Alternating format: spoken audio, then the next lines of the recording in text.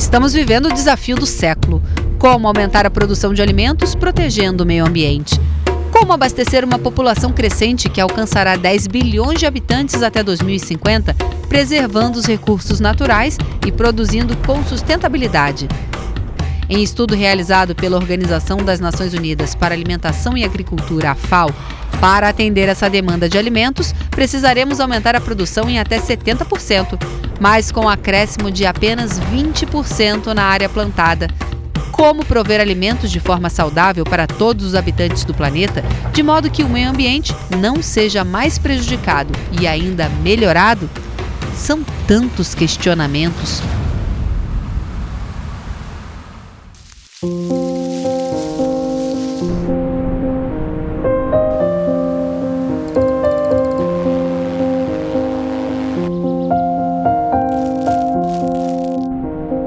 Tecnologia viva que transforma a agricultura.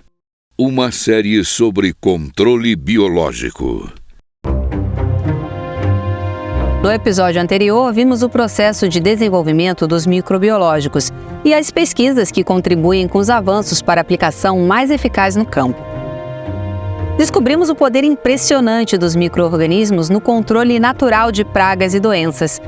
A minha jornada continua por aqui.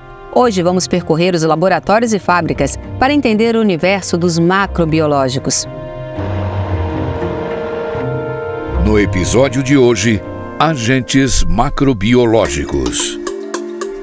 Há 3.000 anos, agricultores chineses já praticavam o controle biológico. Naquela época, eles utilizavam um determinado tipo de formigas para proteger suas laranjeiras contra insetos praga. Com o avanço da ciência, o homem aprofundou seu entendimento sobre a reprodução de macro-organismos, que vem impactando a agricultura e o meio ambiente.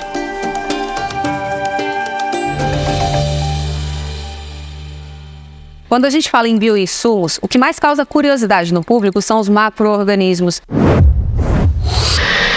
Então, a gente está no laboratório para entender direitinho como eles são desenvolvidos aqui para combater as pragas que estão nas lavouras, né, Nathalie? Me explica o que a gente está vendo nessa TV. Estamos vendo uma microvespinha, né? Ela é um parasitoide, então ela vai colocar os ovos dela dentro do ovo da praga, impedindo com que essa praga ela emerja no campo e cause danos às lavouras, né? Especificamente na imagem a gente está vendo um parasitoide, que é o Telenomus podise, que está parasitando o ovo do percevejo marrom, que é uma praga, uma das principais pragas da cultura da soja, bem como em outras culturas também. Hoje me explica quais são, né, os insetos que vocês trabalham aqui e para que tipo de cultura? A gente trabalha principalmente com 2 espécies de tricogramas, todos eles são microvespinhas, né? Ou seja, a gente fala microvespinhas porque se assemelham morfologicamente muito com uma vespa, que a gente já está acostumado no dia a dia. Mas elas são bem pequenininhas e principalmente o tricograma galloi, e ele vai parasitar também os ovos da broca, impedindo que as lagartas da broca da cana saiam no campo e causem danos à cultura da cana-de-açúcar. Temos o tricograma precioso, o espectro de alcance dele é bem maior com relação aos hospedeiros, é comercializado principalmente para a tuta absoluta, que é uma praga muito importante em tomate, mas ela também tem um alcance muito grande para outros tipos de lagartas, né? Lagartas que vão sair e vão virar mariposas ou borboletas no campo. Algumas vezes vocês utilizam mais de uma solução para atacar a mesma praga? Geralmente é isso que sempre é recomendado, né? Porque o controle biológico ele é uma das ferramentas dentro do manejo integrado de pragas.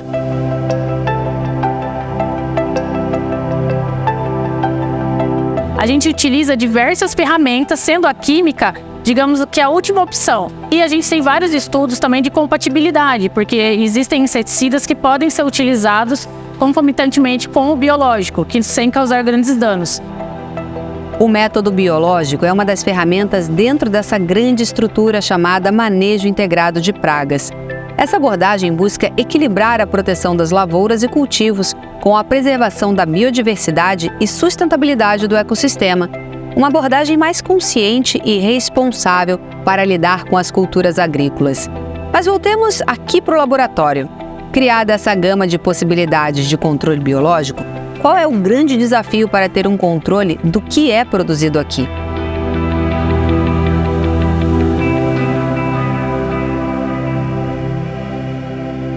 A gente sempre fala que para qualquer produção de biológicos, uma etapa fundamental é realmente a garantia da qualidade. Então, é uma série de etapas que visam entregar para o produtor um produto que seja competitivo com o inseto nativo. Mas como o macro-organismo atua em campo? Como ele se torna um produto? O processo de produção ele inicia com o oferecimento desses ovos do hospedeiro alternativo. A gente oferece para essas microvespas e as fêmeas elas depositam o ovo no interior do ovo do hospedeiro. Esses ovos eles se tornam enegrecidos. Então esse é um indicativo de que há uma vespinha no interior desses ovos. Dá para ver bem a diferença do ovo não parasitado para o ovo parasitado contendo essa microvespa no interior.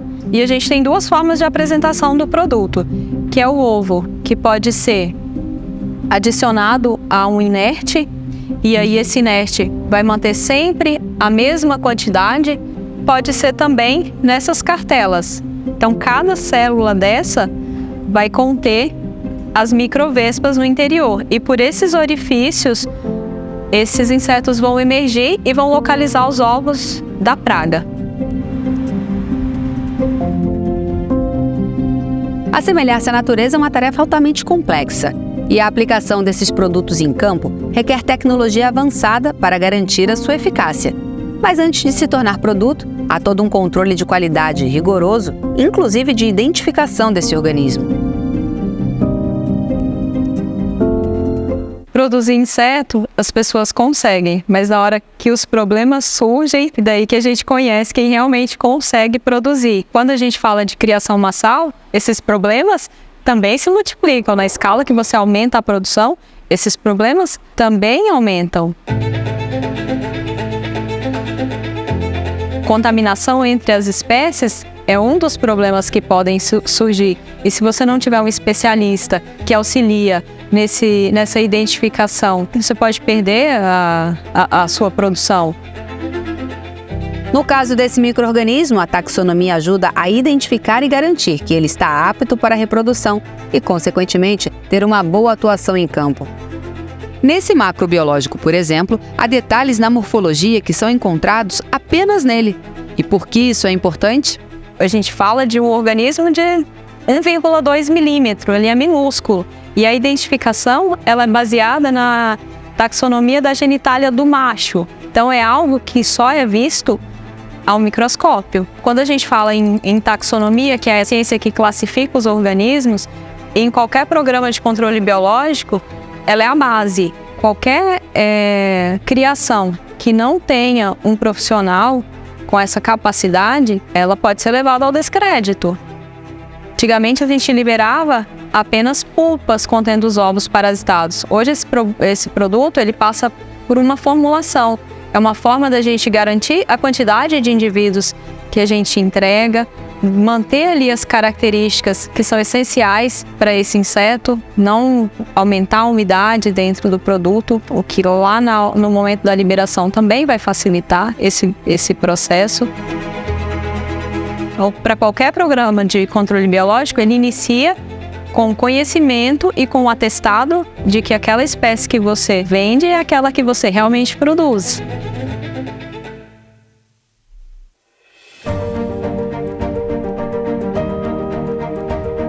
Qual o maior desafio hoje dos bioinsumos? O maior desafio eu acho que é encontrar novidades. A gente está muito numa zona de conforto dentro da ciência, que são pesquisas que foram feitas lá na década de 70, e hoje o que a gente quer é resolver novos problemas que não existiam naquela época e também trazer novos organismos para dentro do nosso portfólio. Então o desafio é encontrar novidade, conseguir transformar ela num produto tecnológico e entregar isso para o produtor no final. Hoje, o que você acha que é o maior desafio para o produtor usar mais na lavoura? Eu acho que principalmente entender que o sistema que foi criado há muitos anos atrás, que é esse sistema de utilizar só química, ficou para trás. Ele já não está mais conseguindo atingir os níveis de produtividade que são exigidos. Então, basicamente, é um passo atrás para entender que novas tecnologias vão ajudar ele e que as formas de utilização das tecnologias não são exatamente as mesmas, mas que vão ajudar muito ele a ganhar mais dinheiro no final das contas.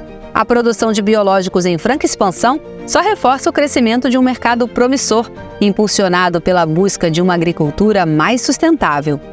Então, eu acho que é justamente o conhecimento que vai trazer tecnologia, que vai trazer avanço para a humanidade. A gente fica por aqui, mas a minha jornada continua acompanhando o caminho que os macro e microbiológicos fazem até chegar ao campo. Até lá!